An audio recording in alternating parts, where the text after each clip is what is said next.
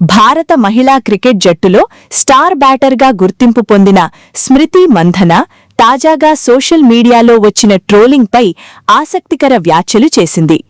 ఒక డ్రెస్సులో తన చేతి కండరాలు అంటే మజిల్స్ కనిపించడంతో కొందరు సోషల్ మీడియాలో ట్రోల్ చేసినా దానిని తాను చాలా సరదాగా తీసుకున్నానని తెలిపింది. మజిల్స్ కోసం మేము కష్టపడతాం. స్మృతి మాట్లాడుతూ, నేను ఒక డ్రెస్సు వేసుకున్నాను, అందులో నా చేతులు కనిపించాయి. వెంటనే కొందరు చాలా మసిల్స్ ఉన్నాయి అంటూ ట్రోల్ చేశారు. నిజంగా అది నాకు చాలా ఫన్నీగా అనిపించింది.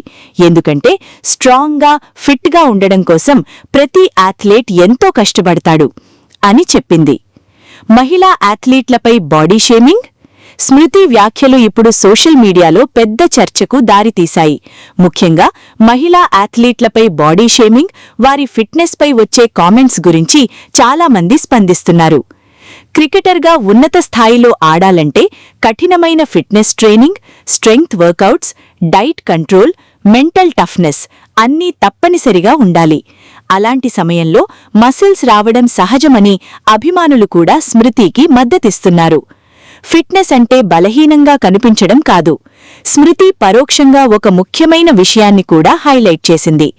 చాలామంది ఇంకా మహిళలు సన్నగా ఉండాలి అనే పాత ఆలోచనలోనే ఉన్నారని, కానీ ఆధునిక స్పోర్ట్స్లో ఫిట్నెస్ అంటే బలం, స్టామినా, పవర్ అని అథ్లీట్లు చెప్తున్నారు.